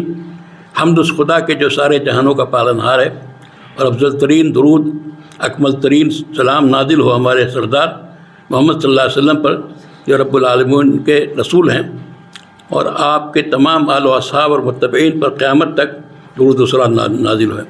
میں اپنا یہ عریضہ سلسلہ عالیہ شاذلیہ کے شیخ، روح و حیات کو فیضان پہنچانے والے شیخ وقت شیخ محمود افندی ابو الشامات کی خدمت میں پیش کرتا ہوں، اور دعوت صالحہ کا امیدوار ہو کر ان کے مبارک ہاتھوں کا بوسہ دیتا ہوں۔ ادب و احترام کے بعد عرض کرتا ہوں کہ آپ کا سال رواں کے 22 مئی کا تحریر کردہ گرانامہ موصول ہوا۔ میں نے اللہ تعالیٰ کا شکر ادا کیا کہ جناب والا برابر صحت و عافیت کے ساتھ ہیں۔ میرے آقا، میں اللہ تعالیٰ کی توفیق سے سلسلہ شاذلیہ کے اوراد و وظائف شب و روز پابندی سے پڑھ رہا ہوں، اور عرض کرتا ہوں کہ دائمی طور پر آپ کی دلی دعاؤں کا محتاج ہوں۔ اس تمہید کے بعد میں آپ کی خدمت میں اور آپ جیسے دوسرے عقل سلیم رکھنے والوں کی خدمت میں ایک اہم مسئلہ پیش کرتا ہوں تاکہ یہ امانت تاریخ کی حفاظت میں آ جائے۔ میں خلافت اسلامیہ سے صرف اس لیے الگ ہوا ہوں کہ مجھے جمعیت اتحاد و ترقی کی طرف سے بہت تنگ کیا گیا، دھمکیاں دی گئیں اور خلافت ترک کرنے پر بالکل مجبور کر دیا گیا۔ سبب یہ ہوا کہ ان اتحادیوں نے مجھ سے بار بار اصرار کیا کہ ارض مقدس فلسطین میں یہودیوں کے قومی وطن کی تاسیس پہ اتفاق کر لوں۔ ان کے پہم اصرار کے باوجود میں یہ بوجھ اٹھانے پر راضی نہ ہوا۔ آخر میں ان لوگوں نے 15 کروڑ برطانوی لیرہ سونا دینے کا وعدہ کیا۔ میں نے قطعی طور پر اس تجویز کو ٹھکرا دیا اور انہیں مندرجہ ذیل دو ٹوک جواب دیا کہ اگر تم لوگ 15 کروڑ لیرہ سونے کے بجائے دنیا بھر سونا دو تب بھی اس بوجھ کو میں نہیں اٹھاؤں گا۔ میں نے ملت اسلامیہ امت محمدیہ کی 30 سال سے زائد خدمت کی ہے۔ اب میں اپنے آباء و اجداد خلفاء و سلاطین کی تاریخ کو سیاہ نہیں کروں گا۔ میں یہ بوجھ قطعی طور پر قبول نہیں کر سکتا۔ میرے قطعی جواب کے بعد ان لوگوں نے مجھے معزول کرنے پر اتفاق کر لیا اور یہ پیغام پہنچایا کہ وہ مجھے شہر بدر کر کے سالونیکا بھیج دیں گے۔ میں نے تقریب گوارہ کر لی۔ میں اللہ تعالیٰ کی حمد کرتا ہوں کہ میں نے ارض مقدس فلسطین میں یہودی حکومت کے قیام کو تسلیم کر کے دولت عثمانیہ اور عالم اسلام کو اس عیب و عار سے داغدار کرنا قبول نہیں کیا۔ میرے بعد جو ہو سو ہو، اس لیے میں مقرر اللہ کے حمد و ثنا کرتا ہوں۔ میرا خیال ہے کہ میں نے جو باتیں پیش کر دی وہ اس موضوع کے بارے میں کافی ہیں. اپنے اس اہم خط کو ختم کرتا ہوں. میں آپ کے مبارک ہاتھوں کو چومتا ہوں اور امیدوار ہوں کہ آداب قبول فرمائیں گے اور تمام بھائیوں اور دوستوں کو سلام کہیں گے. میرے بزرگ استاد، خط طویل ہو گیا لیکن آپ کو اور آپ کی جماعت کو مطلع کرنے کے لیے میں اس پہ طورت مجبور ہوا. خادم المسلمین عبدالحمید بن شیخ. تو یہ ان کا خط ہے جو انہوں نے اپنے شیخ کو لکھا معذوری کے بعد. اور کوئی لمبی داستان ہے، ظاہر ہے. جو کتاب میں نے لکھی ہے، اللہ کرے چھپ جائے تو 3 جلدوں میں آئے گی. وہ جو پوری تفصیلات ہے، خاص طور سے دولت عثمانیہ کا زوال کیسے ہوا، عروج کیسے ہوا. اور اس بات یہی ہوئی کہ عمومی خلافت تھی، عباسی خلافت تھی، پھر عثمانی خلافت آئی اور اب خلافت سے ہم محروم ہو گئے. خلافت تو گویا مسلمانوں کے اتحاد کی علامت تھی. دنیا میں کوئی چیز بھی کسی ملک میں مسلمانوں کے ساتھ جاتی ہو تو خلیفہ کی آواز ہوتی تھی، اس کے بعد کا اثر ہوا کرتا تھا. اب جن لوگوں نے بہت منصوبہ بندی کے ساتھ کام کیا، ایسا نہیں ہوا ہے. یہ کئی سو سال کی محنت ان کی ہے اور منصوبہ بندی ہے اور سازشیں ہیں. یہ معمولی چیز تھوڑی تھی کہ بھائی عربوں ترکوں میں اس طرح نفرت پیدا کر دیا ہے قومیت کے نام پر، قومیت کے بیچ بو کر. اس کتاب میں قومیت عربیہ، ترک قومیت اور یہ صہیونیت اور فریمیسن، یہود دونما، ان سب کے بارے میں، تحریکات کے بارے میں تفصیلی چیزیں موجود ہیں. اب جو بات ہمارا موضوع ہے فلسطین کا، ظاہر ہے کہ 1948 میں اقوام متحدہ نے جو کیا، مسلمان اس کے کنڈیشن میں نہیں تھے، میں سب شکست خوردہ تھے اور طاقت ان کے پاس تھی. امریکہ بھی شامل ہو گیا تھا. اب انہوں نے جو اس سے پہلے امریکی حکومت کی طرف سے ایک وعدہ بھی کیا گیا تھا. اقبال فور ان کا وزیر تھا، اس نے 1927-28 میں باقاعدہ وعدہ کیا تھا یہودیوں سے کہ اگر ہماری آپ تائید کریں گے، ہم کو مالی امداد کر دیں گے تو فلسطین میں آپ کا وطن بنوائیں گے. تو اسی کو انہوں نے پورا کیا 1948 میں. تو ظاہر بات ہے کہ اب یہ طے کرنا کہ دنیا میں یہودی جہاں جہاں آباد ہیں وہ سب آ کر کے یہاں بسیں گے. اور یہ فیصلہ کیسے ہوتا ہے؟ جن لوگوں کی زمین ہے، جو وہاں رہنے والے ہیں، ان کا کوئی دخل اس میں نہیں. وہ منع کر رہے ہیں، مخالفت کر رہے ہیں، لیکن ان کی کوئی بات نہیں سنی جا رہی ہے. اور وہاں چونکہ جنگ عظیم اول اور ثانی کے بعد فرانس کی فوجیں تھیں ان ملکوں میں، برطانیہ کی فوجیں تھیں، مسلمانوں کی اپنی فوج نہیں تھی. وہ اپنا گویا شکست خوردہ قوم تھی اس طرح سے. اور ان لوگوں نے خود ایک منصوبے کے تحت ٹکڑے بنا کر کے رجواڑے بنا دیے تھے جن کے اشارے پہ کام کر رہے تھے. اور آج تک اسی انداز سے کام چل رہا ہے ان کا کہ وہ گویا ان کا تحفظ، ان کی حفاظت مغرب کرتا ہے. برطانیہ کر رہا تھا، برطانیہ کے بعد امریکہ آیا، تو پورا مغرب ایک ساتھ ملا ہوا ہے اپنے مفادات کے لیے. تو مسئلہ وہی ہے کہ اگرچہ آزاد ملک ہو گئے لیکن حقیقی معنی میں آزاد نہیں ہوئے. ان کے پالیسی اپنے ہاتھ میں ہو، اپنے خود ہی سوچنے والے تھے. ایک شاہ فیصل پیدا ہوئے لیکن پھر ان کے ساتھ جو ہوا آپ کو معلوم ہے. تو اب ظاہر ہے 1948 میں اقوام متحدہ نے والی جو چیز طے کی تھی، جتنا حصہ، تو اس پر بھی قناعت نہیں ہوئی، بلکہ اس کے بعد 1/3 تقریباً ان کو دیا تھا یہودیوں کو، باقی فلسطینیوں کے لیے تھا. لیکن انہوں نے جنگ کر کے یہودیوں کو بھگا کر، ظلم کر کے، دہشت گردی کر کے یہودیوں کو وہاں سے ایسا بھگایا کہ آج یہودی قوم یا فلسطینیوں کو، یہ فلسطینیوں کی بڑی تعداد تو کہیں دوسرے ملکوں میں بسی ہوئی ہے، اردن میں ہے، یہاں ہے، وہاں ہے، امریکہ میں ہے، فلاں عراق میں ہے. وہ سمجھیے 2/3 فلسطینی دنیا کے مختلف ملکوں میں بسے ہیں، لیکن ان کو بھگا دیا گیا، ان پر ظلم کیا گیا. اب ان کا اب تھوڑی سی جگہ رہ گئی ہے جہاں جو گھنی آبادی فلسطینیوں کی ہے، اس کو بھی ختم کرنے کا منصوبہ ہے کہ ختم کر کے ایک کانٹا نکل جائے اور یہودی ریاست. پھر اسی میں کانے تھوڑی ہوں گے کہ جو حکمراں بیٹھے ہوئے ہیں آرام کے ساتھ، ان سب کی حکومتیں بھی جائیں گی. اگر وہ کامیاب ہوتے ہیں تو ظاہر ان کا تو منصوبہ نعوذ باللہ مدینہ منورہ تک، خیبر تک ہے کہ پورا علاقہ مصر سارے کے سارا اس کا ایک عظیم اسرائیل کو قائم کرنا چاہتے ہیں، جو ان کا منصوبہ ہے۔ ان لوگوں نے ظاہر ہے عیسائیوں کا ایسا بقایا ہے، یعنی مذہبی لحاظ سے بھی، کچھ تو سیاسی اور مذہبی لحاظ سے بھی ایسی تفسیریں کی ہیں ان کی کتابوں کی کہ ان کو یہ ان کے ذہن میں بٹھا دیا ہے کہ جب تک کہ یہودیوں کی آبادی وہاں نہیں ہو جاتی فلسطین میں، حضرت مسیح نہیں آئیں گے۔ ان کو بھی انتظار ہے کس کا؟ حضرت مسیح کا، کہ وہ آئیں گے۔ تو ان کی آمد کی گویا شرط ہے۔ اب ان کی جو کتابیں یہودی نے حرکتیں کی ہیں، کتابیں بدلوائی ہیں، ان میں یعنی انجیل میں بھی تحریفات کرائی ہیں اپنے لوگوں کو گھسا کر کے، ان کے مطابق گویا جب تک کہ وہاں یہودیوں کی آبادی نہیں ہوگی، وہاں ان کا کنٹرول نہیں ہوگا، حضرت مسیح نہیں آئیں گے۔ تو بڑا طبقہ عیسائیوں کا مذہبی بنیاد پر اس کی حمایت کر رہا ہے کہ ہاں وہاں یہودیوں کو آباد کیا جانا چاہیے۔ اور اب صورتحال یہ ہے کہ جو چیزیں کہی جا رہی ہیں، جو پروپیگنڈے ہیں، وہ ایسے ہیں کہ اگر آپ اس کو سنیں گے تو آپ خود متاثر ہو جائیں گے۔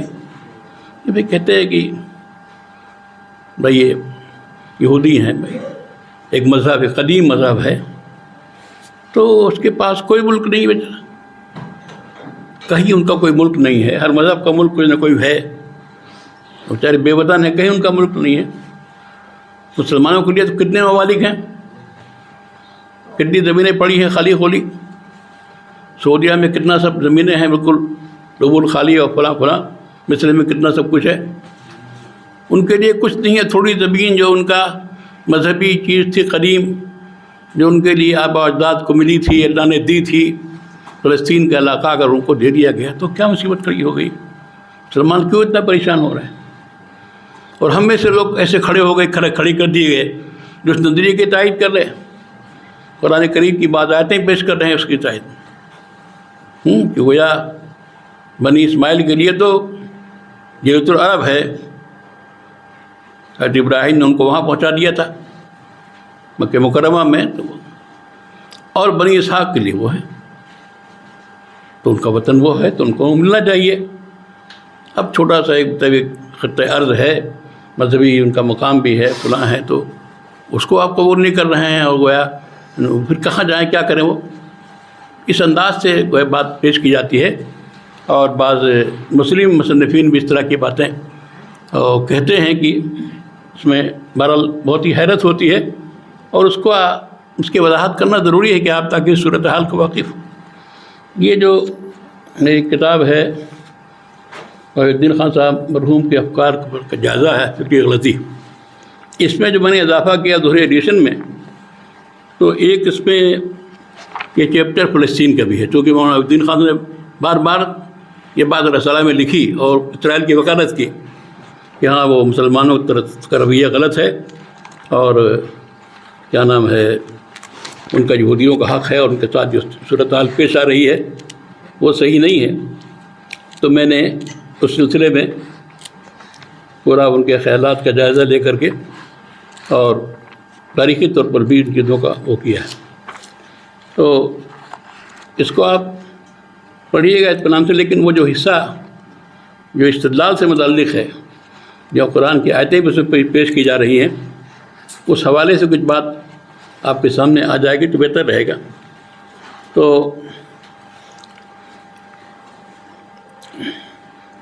فلسطین کی جدید تاریخ 1948 سے شروع ہوئی، جبکہ بالفور کلیشن کے تحت فلسطین کی تقسیم عمل میں پہلے آ چکی تھی۔ یہ واقعہ برٹش امپائر کے زمانے میں ہوا۔ اس تقسیم کے بعد جو ہوا وہ یہ کہ سرزمین فلسطین کا تقریباً 1/3 حصہ یہود کو آباد کاری کے لیے دیا گیا، جو کہ اس وقت بیرونی علاقوں میں سے بسے ہوئے تھے، اور فلسطین کا 2/3 علاقہ رقبہ عربوں کے حصے میں دیا گیا۔ انہوں نے لکھا ہے خان صاحب نے، لیکن یہ غلط ہے، جو میں نے آگے تردید کی ہے، ان کی بات نقل کی ہے۔ آگے جو میں نے ان باتوں کی تردید کی ہے اس کا پیش کرتا ہوں۔ میں نے 5-6 پوائنٹ کم میں خلاصہ کیا ہے ان کی دلائل کا، اور اس کے بعد تاریخ کے حوالے سے جو دلائل پیش کیے گئے ہیں اس پر گفتگو بعد میں کی جائے گی۔ سب سے پہلے خان صاحب کے قرآنی استدلال کا پردہ چاک کیا جاتا ہے۔ اب انہوں نے سورہ مائدہ کی آیت نمبر 21 سے اس بات پہ استدلال کیا ہے کہ اللہ تعالیٰ کی طرف سے بیت المقدس اور سرزمین فلسطین یہود کے لیے لکھ دی گئی ہے، لہٰذا یہ یہود کا وطن ہے، یہود کو وہاں آباد ہونے سے روکنا قرآنی تعلیمات کے خلاف۔ اس استدلال کے مغالطہ امیزی کو سمجھنے کے لیے ہم سورہ مائدہ کی آیت 20 سے آیت 26 تک کا ترجمہ خود ان کے خان صاحب کی تفسیر کے سے نقل کرتے ہیں۔ تو میں نے نقل کیا ہے، سورہ مائدہ کی ان آیات سے بنی اسرائیل کی نافرمانی، سرکشی، بزدلی اور پست ہمتی کا مظاہرہ ہوتا ہے۔ حضرت موسیٰ کی اپنی قوم سے حد درجہ بیزاری پیدا ہوتی ہے۔ مفسرین کی جماعت کا نقطہ نظر یہ ہے کہ بنی اسرائیل کے لیے سرزمین مقدس فلسطین کا وعدہ اس شرط کے ساتھ مشروط تھا کہ وہ لوگ پیش قدمی کر کے جہاد کا اقدام کرتے۔ حضرت موسیٰ نے انہیں جہاد و پیش قدمی پر آمادہ کرنے کی آخری درجے کی کوشش کر ڈالی۔ اللہ کے دو نیک بندوں نے بھی پوری دل سوزی اور ایمان یقین کے ساتھ جہاد کے لیے فرمائش کی، تب بھی انہوں نے جہاد کی پیشکش کرنے کے بجائے بڑا بدبختانہ گستاخانہ جواب دیا کہ اذهب انت وربك فقاتلا انہا ہاہنا قاعدون۔ اس پر مفسر نے جو لکھا ہے، مولانا دریابادی نے کچھ لکھا ہے، ان حوالے سے اس کا بھی ذکر ہے۔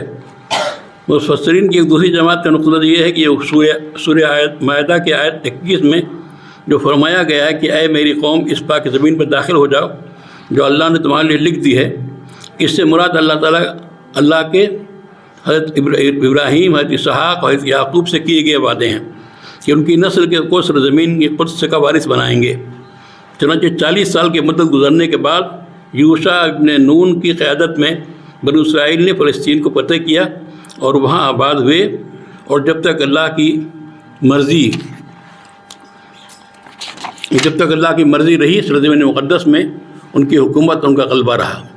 بنو اسرائیل کے لیے ارض مقدس کو لکھ دیے جانے کا مطلب ہرگز نہیں ہے کہ قیامت تک کے لیے فلسطین کا علاقہ بنو اسرائیل کے لیے الاٹ کر دیا گیا ہے۔ اب اس علاقے میں انہی کی آبادی یا حکومت ہوگی، کسی اور کو اس میں آباد ہونے و حکومت کرنے کا اختیار نہیں ہوگا۔ اس استدلال کی بقدری کرتے ہوئے لکھتے ہیں، ہم نے جو حیرتناک باتیں سنی اور پڑھی ہیں ان میں سے ایک یہ ہے کہ انور السادات کے اسرائیلی کنیسہ میں تقریر کرنے کے بعد اس پر تبصرہ کرتے ہوئے مناہیم بیگن نے فلسطین میں یہود کا وطن قائم کرنے کے سلسلے میں یہود کے حق پر زور دینے کے لیے جو باتیں کہیں، ان میں سے ایک یہ بھی ہے کہ فلسطین میں اسرائیل کا حق ایک ابدی اور تاریخی حق ہے جس کی شہادت آسمانی کتابیں دیتی ہیں، ان میں سے خود قرآن بھی ہے۔ اس نے اس موقع پر سورہ مائدہ کی آیت نمبر 21 سے استدلال کیا جس میں حضرت موسیٰ کی زبانی اس طرح آیا ہے کہ اے میری قوم اس سرزمین مقدس میں داخل ہو جاؤ جسے اللہ نے تمہارے لیے لکھ دیا ہے، اور پیٹھ نہ پھیرو ورنہ خسارے میں پڑ جاؤ گے۔ اس نے کہا بے شک اللہ نے اپنے تمام مخلوق کے بجائے ہمارے لیے سرزمین مقدس لازم کر دی ہے، لہذا دینی طور پر کسی کے لیے جائز نہیں ہے کہ سرزمین مقدس کے بارے میں ہم سے نزاع کرے۔ یہ یہودی وزیر اعظم نے کہا۔ آیت کا مفہوم صرف اتنا ہے کہ اللہ تعالیٰ نے بنی اسرائیل کے لیے ارض مقدس پر داخل ہونا لکھ دیا، مقدر کر دیا، چنانچہ جہاد سے پیچھے ہٹنے کی پاداش میں اور اپنے نبی اور نجات دہندہ سے بے حد بے شرمی کے ساتھ یہ کہنے کی سزا کے طور پر کہ ہم لوگ ہرگز اس میں داخل نہ ہوں گے جب تک وہ لوگ اس میں ہیں۔ تو جب تو بنی اسرائیل 40 سال تک بھگتنے کی سزا کاٹ چکے تو سرزمین مقدس میں داخل ہوئے، اللہ تعالیٰ نے اپنی اس فیصلے کو نافذ کیا، وہ وعدہ پورا ہو گیا، یعنی کہ قیامت تک کے لیے ان کو دے دیا گیا۔ اس میں نے یہ بات بھی لکھی ہے کہ بھئی اگر آیت کا مفہوم یہی تھا تو وہ مطلب یہ ہوا کہ حضرت عمر فاروق اور سارے صحابہ جنہوں نے صلح کی اور وہ اس شرط کو منظور کیا عیسائیوں کے کہ کوئی یہودیاں نہیں رہے گا، وہ گویا اس آیت کے مفہوم سے ناواقف تھے، اللہ کے اس وعدے کے خلاف ورزی کر رہے تھے۔ ظاہر ہے وہ ہمیشہ کے لیے وعدہ نہیں تھا، بلکہ اگر تم جہاد کرو گے تو یہ ہوگا، جہاد نہیں کیا تو گھومتے رہے 40 سال تک، اس کے بعد جب جہاد پہ آئے تو انہیں وہاں جانا نصیب ہو گیا نصیب، اس کے بعد پھر تھوڑی کی قیامت تک کے لیے اچیت ہو گئی تو کبھی وہاں سے نہیں آئیں گے۔ اس میں ایک بات اور بھی خاص طور سے کہی جاتی ہے کہ یہ جو یہودی ہیں سارے جو ہے بنو اسحاق ہیں، بنو اسرائیل ہیں، نسلی طور پر سب یہ اسی خاندان کے ہیں، اسی اس سے ہیں، لیکن یہ بات صحیح نہیں ہے۔ یہ جو بات بٹھا دی گئی ہے یہ بھی غلط ہے۔ یہودیوں میں بھی وہ تعداد جو واقعی بنو اسرائیل ہیں، جو حضرت یعقوب وغیرہ کی نسل سے ہیں، وہ تعداد بہت کم ہے۔ بڑی اکثریت وہ ہے دوسرے لوگوں کی جو اس مذہب میں داخل ہوئے کسی دور میں، اگرچہ عام طور سے دعوتی مذہب نہیں ہے، لیکن پھر بھی ایک دور میں دعوت کا کام ان لوگوں نے کیا اپنے مسالے کے تحت، اور بہت سے لوگ اس میں داخل ہوئے، اور پھر وہ بھی یہودی جانے جاتے ہیں، جو بھی یہودی ہیں۔ اس پر بعض عرب مورخین نے بہت تحقیق سے کام کیا ہے اور یہ ثابت کیا ہے کہ یہ سارے کے سارے ان سب کو وہ سمجھنا کہ وہ سارے کے سارے بنو اسرائیل ہیں، بنو اسحاق ہیں، یہ صحیح نہیں ہے۔ موجودہ دور کے تمام یہودیوں کو حضرت اسحاق، حضرت یعقوب کی نسل سے قرار دینا تاریخی سچائیوں کے خلاف ہے۔ خود یہود مورخین نے اس مسئلے کو بڑی حد تک صاف کر دیا ہے۔ عام طور پہ یہودیت کو دعوتی مذہب نہیں مانا جاتا، لیکن اس کا مطلب یہ نہیں ہے کہ یہود مذہب حضرت یعقوب علیہ السلام کی نسل سے باہر نہیں گیا۔ تاریخ کے مختلف ادوار میں یہودیت کی دعوت دی گئی اور خاندان اسرائیل سے باہر کے لوگ یہودیت میں داخل ہوئے، اور آج بڑی تعداد میں ایسے یہودی پائے جاتے ہیں جو حضرت یعقوب کی نسل سے نہیں ہیں، بلکہ اسرائیل میں آباد یہودیوں کی اکثریت حضرت یعقوب کی نسل سے نہیں ہے۔ وہاں ایک کشمکش بھی اسرائیل میں، وہ جو نسلی طور پر یہودی ہیں ان میں، اور جو دوسرے ہیں جو غیر بنی اسرائیل ہیں ان میں ایک آپس میں کشمکش بھی ہے، آپس میں شادیاں نہیں ہو سکتی ہیں، اور ان کے عادات و اطوار بھی مختلف ہیں۔ ڈاکٹر محسن محمد صالح نے اپنی کتاب القضیۃ الفلسطینیہ خلفیات و تصورات و حتی سناکذا میں لکھتے ہیں، بعض محققین اور یہودی علماء کی تحقیق کے مطابق، جن میں سر فہرست فلاں حضرات ہیں، اس زمانے کے یہود میں 80% سے زیادہ بنو اسرائیل اور فلسطین سے کوئی نسبی یا وطنی تعلق نہیں رکھتے۔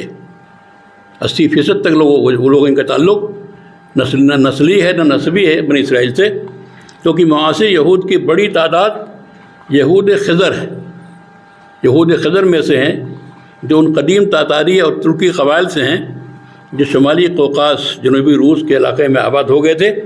وہ لوگ 8ویں صدی میں 840 میں اپنے بادشاہ بولانا کی قیادت میں یہودی بن گئے تھے، اور جب ان کی حکومت ختم ہو گئی تو یہ لوگ روس اور مشرقی یورپ میں پھیل گئے۔ یہی لوگ آج کل اشکناز یہودی کے نام سے جانے جاتے ہیں۔ انہیں اگر کہیں واپس جانے کا حق ہے تو جنوبی روس واپس چلے جائیں، وہ ان کا علاقہ ہے۔ اور کیا فلسطین یہود کا وطن ہے؟ یہ بھی ایک پہلو ہے، یہ بھی غور کرنے کی چیز ہے کہ جو کہا جاتا ہے کہ وہ تو ان کا علاقہ تھا۔ یہ بھی اہم تاریخی گفتگو ہے کہ وہاں فلسطین میں کون لوگ پہلے آباد ہوئے، کن کی آبادی قدیم تھی جنہوں نے ان کو آباد کیا، پھر مختلف قومیں آئیں، آتی جاتی رہیں۔ یہودی کتنے زمانے تک رہے، اور اس کے بعد کتنے زمانے تک عیسائی رہے، کتنے زمانے تک مسلمان رہے۔ فلسطین کے یہود کا وطن ہونے کی تھیوری کئی پہلوؤں سے پہلے نظر ہے۔ کتب تاریخ اور بائبل میں بات ثابت ہے کہ حضرت ابراہیم علیہ السلام کا اصل وطن عراق تھا۔ اصل وطن کیا تھا؟ عراق تھا۔ یہاں سے ہجرت کر کے حضرت ابراہیم اور ان کی بیوی سارہ فلسطین آئے۔ اسفار حدیث قدیم کے مطابق اس وقت حضرت ابراہیم کی عمر 75 سال تھی۔ جب ان کی عمر 100 سال ہو گئی تو ان کے صاحبزادے حضرت اسحاق پیدا ہوئے۔ 175 سال کی عمر میں ان کی وفات ہوئی۔ سفر تکوین کے مطابق، سن لیجئے، سفر تکوین کے مطابق جب حضرت سارہ کا انتقال ہوا تھا تو حضرت ابراہیم نے فلسطین کے قدیم باشندوں سے ان کی قبر کے لیے جگہ مانگ کر اس میں انہیں دفن کیا۔ وہ فلسطینی تو نہیں تھے، وہاں سے آئے تھے عراق سے۔ جب ان کی بیوی کا انتقال ہوا تو ان کی قبر کے لیے باقاعدہ جگہ مانگی کہ ہمیں دفن کرنا ہے، ہم کو جگہ دے دو۔ جب حضرت اسحاق کی عمر 60 سال ہوئی تو ان کے بیٹے حضرت یعقوب پیدا ہوئے، اور 180 سال کی عمر میں حضرت اسحاق کا انتقال ہوا۔ وہ بھی فلسطین کی ایک بالش زمین میں کے مالک نہیں ہوئے۔ حضرت یعقوب اپنے والد حضرت اسحاق کے بعد اپنی اولاد کے ساتھ مصر منتقل ہو گئے، اور 147 سال کی عمر میں مصر میں ان کی وفات ہو گئی۔ جب وہ مصر منتقل ہوئے ان کی عمر 130 سال تھی، اور ان کے اولاد کی تعداد 70 تھی۔ حضرت ابراہیم کے ان کے صاحبزادے حضرت اسحاق اور ان کے پوتے حضرت یعقوب کہ فلسطین میں مجموعی رہائش 230 سال رہی، کل 230 سال وہاں رہے۔ وہ حضرات فلسطین میں پردیسی کی حیثیت سے رہے، زمین و جائیداد کے مالک نہیں تھے۔ یہ سب تفصیلات توریت میں کتاب پیدائش میں درج ہیں، ان کو بھی پڑھنا ضروری ہے۔ اگر آپ ان سے بات کریں گے، مطمئن کرنا چاہیں گے، اس چیزوں کو پڑھیے کہ وہاں جو تھے حضرات، ان کے آبا، وہ گویا جیسے وہاں کے وہ نہیں تھے، وہ وطنی تھے وہاں کے، بلکہ وہ آئے ہوئے تھے عراق سے اور وہاں رہے، اور ان کو اگر قبر دفن بھی کرنا ہو تزمین انہوں نے مانگی یا خریدی، اس طرح سے ہوا۔ توریت کے مطابق مصر میں بنی اسرائیل کے قیام کی کل مدت 400 سال ہے، 400 سال تک ہم مصر میں رہے۔ وہی لوگ وہاں بھی وہ لوگ پردیسی کے طور پر رہے، ان کے پاس جائیداد و املاک نہ تھی۔ بنی اسرائیل 40 سال تک میدان تیہ میں سرگرداں رہے۔ حضرت موسیٰ علیہ السلام فلسطین میں داخل نہ ہو سکے۔ ان کی وفات کے بعد حضرت یوشع کی زیر قیادت بنی اسرائیل کو فلسطین میں داخلہ نصیب ہو سکا، اور فلسطین کے ایک حصے پر ان کی نیم حکمرانی تقریباً 300 سال رہی۔ پھر بخت نصر نے فلسطین سے ان کا صفایا کر دیا، ہیکل سلیمانی کو مسمار کر دیا، اور اس شرط کو بالکل اجازت دیا، جو بنی اسرائیل کو بے دریغ قتل کیا، اور جو زندہ بچے انہیں قید کر لیا۔ شیخ عبدالوحید بستار لکھتے ہیں اگر فلسطین میں بنی اسرائیل کی رہائش کی پوری مدت جمع کی جائے تو اتنی بھی نہیں جتنی مدت انگریز ہندوستان میں رہے اور ہائیلینڈ کے لوگ انڈونیشیا میں رہے۔ اگر اتنی کم مدت کسی قوم سے کہیں آباد رہنے سے اس کا تاریخی حق بن جاتا ہے تو انگریزوں کو ہندوستان پر اور ہائیلینڈ والوں کو انڈونیشیا پر دعویٰ کرنے کا حق بن جائے گا۔ اگر پردیسی کے طور پر طویل اقامت کی بنا پر زمین پر ملکیت ہو جاتی ہے تو یہود کے لیے زیادہ مناسب تھا کہ مصر کی پر ملکیت کا دعویٰ کریں، جہاں ان کی رہائش 430 سال رہی، نہ کہ فلسطین پر جہاں ان کی رہائش 200 سال سے کچھ زیادہ رہی۔ وہ دو نفر فلسطین میں داخل ہوئے تھے، اور جب مصر کی طرف نکلے تو 70 کے نفر تھے۔ علامہ اقبال نے اسی منطق کا استعمال کرتے ہوئے ذات طور پہ کہا تھا کہ رندان فرانسیس کا میں خانہ تلامت پر ہے میں گلرنگ سے ہر شیشہ حلب کا، ہے خاک فلسطین پہ یہودی کا اگر حق، ہے خاک فلسطین پہ یہودی کا اگر حق، ہسپانیہ پہ حق نہیں کیوں اہل عرب کا، ہسپانیہ پہ حق نہیں کیوں اہل عرب کا۔ فلسطین میں وہاں ہسپانیہ اسپین میں کتنے زمانے تک اہل عرب رہے، وہاں کی حکومت رہی۔ مقصد ہے ملوکیت انگلش کا کچھ اور، قصہ نہیں تاریخ کا یا شہد و رتب کا۔ تو یہ بالکل سمجھنا غلط ہے کہ سرزمین فلسطین سے اہل عرب کا رشتہ اس وقت قائم ہوا جب حضرت عمر کے دور خلافت میں 17 ہجری میں صلح کے ذریعے داخل ہوئے اور مسلمان ہوا۔ تاریخ کے مطابق ہم بتاتا ہے کہ سرزمین فلسطین میں عرب قبائل کی آبادی بہت قدیم ہے، ہزاروں سال سے عرب وہاں آباد ہیں۔ فلسطین میں حضرت ابراہیم کی تشریف آوری سے بہت پہلے سے عربی نسل قبائل وہاں آباد تھے، اور بیت المقدس کا شہر انہوں نے آباد کیا تھا۔ ڈاکٹر محمد صالح نے اپنی اس کتاب میں وہ تفسیر اس کی پوری لکھی ہے کہ کب سے یہاں آبادی عربوں کی ہوئی، کس زمانے سے فلسطین میں، اور کون سی نسل یہاں پر آباد تھی۔ تو میں نے یہاں تاریخی طور پر جو چیزیں واقعات پیش آئے ہیں ان کے سرین بھی درج کیے ہیں، اور کچھ اعداد و شمار بھی اس میں جمع کر دیے ہیں، جس سے گویا جو یہ بات کہی جاتی ہے کہ بھئی یہ تو انہی کی چیز تھی اور اگر وہ آ گئے ہیں تو کیا مسئلہ ہے۔ تو یہ تو ماضی کی بات ہے، اور میں کہہ رہا ہوں سب کو اس میں بتانے کی ضرورت ہے، پڑھنے کی ضرورت ہے۔ میں یہ کہ سنی سنائی باتوں پہ اکتفا نہیں کرنا چاہیے، جو بات بھی کی جائے تو گفتگو کریں تو آپ کے بعد دلائل تو ہوں، آپ کو واقفیت تو ہو کہ آپ ان سے بات کر سکتے ہو۔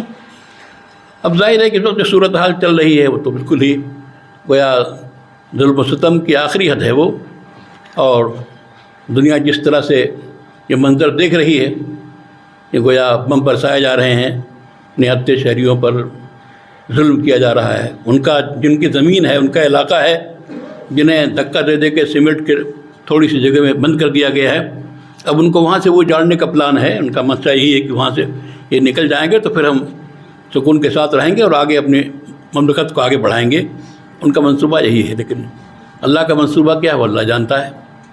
بات یہ ہے کہ ضرورت اس کی ہے کہ ہم جائزہ لیں کہ ہم سے کیا کمیاں ہوئیں اور ہم کیا کر سکتے ہیں، کہاں کہاں ہم سے کمی ہوئی، اور جہاں جو کمیاں ماضی میں ہو چکی ہیں اب آئندہ نہ ہوں، بلکہ جو کچھ شکلیں ہو سکتی اس کو اختیار کیا جائے. ظاہر ہے کوئی توازن نہیں طاقت کا. ایک طرف گویا امریکہ ہے، برطانیہ ہے اور فرانس ہے، فلاں ہے، پورا مغرب کھڑا ہے اپنے ہتھیاروں کے ساتھ، اپنے جنگی بیڑے بھیج دیے ہیں سب. ایک طرف مسلم ممالک ہیں جو محض زبانی باتیں کر رہے ہیں، ان کی کنڈیشن یہ نہیں ہے کہ عملی اقدام کریں، کیا کیا ڈرے ہوئے ہیں اللہ جانے. تو کوئی توازن تو نہیں ہے طاقت کا، کوئی شبہ نہیں ہے. لیکن آپ نے اس تجربہ دیکھا ہے، افغانستان کے تجربے سے آپ کو یہ بات معلوم ہوتی ہے کہ اللہ کا ارادہ جب ہوتا ہے تو کوئی مظلوم سے مظلوم طاقت بھی جب اللہ کے سہارے قدم اٹھاتی ہے تو کامیاب ہوتی ہے. اور ظاہر ہے اللہ تعالیٰ اس ظلم کو دیکھ رہا ہے. اور میں سمجھتا ہوں کہ تصور نہیں تھا اسرائیل کے بارے میں کہ اس میں اتنی کمزوری ہوگی. جو اقدام کیا ہے حماس کے لوگوں نے، جس انداز سے انہوں نے گویا اسرائیل کا جو گویا وہ تھا نہیں، اس کی شہرت تھی، اس کے فوجی ٹیکنک کی، اس کے صلاحیت کی، وہ سب تو زمین بوس ہو گئی ہے. ابھی محسوس کھل کے ساتھ بات سامنے آ گئی ہے کہ جب تک کہ امریکہ اور برطانیہ سب کا ساتھ عمل نہیں ہوگا وہ ٹک نہیں سکتا ہے. تو اس لیے مایوس ہونے کی ضرورت نہیں ہے. اللہ کے بندے جو اللہ کے بھروسے پہ کھڑے ہوئے ہیں، کام کر رہے ہیں، اور اب بھی وہ مطمئن ہے اس کام میں، شہادت کا مقام ان کو مل رہا ہے. اس میں ظاہر ہے کہ ایک بڑا کام تو دعاؤں کا ہے جو ہمیں کرنا چاہیے، اس کا اہتمام کرنا چاہیے اپنے تنہائی میں اور دعاؤں میں ان کے لیے ہر طرح کی نصرت کا، ان کی مدد کا، اور جو بھی طریقے ہو سکتے ہیں ان کو مدد پہنچانے کا، جائز قانونی طریقے بھی ظاہر مظلوموں کے لیے جن کے مکانات رد دیے گئے، جن کو مفروض کر دیا گیا، ہزاروں لوگ شہید کیے جا رہے ہیں. انسانی بنیادوں پر تو آج ساری دنیا، ہندوستان نے بھی بھیج دیا ہے، اپنے امداد کے لیے طیارے بھیج دیے ہیں، دکھانے کے لیے صحیح لیکن بال بھیجا ہے. تو انسانی بنیادوں پر مدد کرنا، اور پھر جو بھی گویا مالی امداد ہو سکتی، قانونی راستے اس کے ہیں بہت سارے، تو اس کو اختیار کر کے ہم جو کچھ کر سکتے ہیں ہمیں کرنا چاہیے. اور ایک بات یہ ہے کہ بسا اوقات ہم لوگ جو پیشن گوئیاں ہیں اشراط الساعہ، ان اشراط الساعہ کو ایک تو ٹھیک سے پڑھا نہیں جاتا ہے کہ اطمینان سے پڑھیں، روا روی میں ہم پڑھتے ہیں پڑھاتے وقت. لیکن کبھی کبھی یہ ہوتا ہے کہ کسی نے پڑھا تو ایک کوئی حدیث لے لی اور اس حدیث کو منتظم کرنے لگا. حالات بھائی کتنے تبدیلیاں، کتنے انقلابات آئیں گے ہم کو نہیں معلوم. جب فلسطین پورا ہمارے قبضے میں آنے کے بعد عیسائیوں کے قبضے میں چلا گیا تھا، اور کافی لمبا عرصہ 100 سال کے قریب تک، 70-80 سال ان کے اس میں رہا. بمشکل صلاح الدین ایوبی نے بہرحال اللہ نے اس کو توفیق دی اور ہمت کی اور اس کو واپس لیا، اور اس کے بعد یہ سلسلہ چلتا رہا.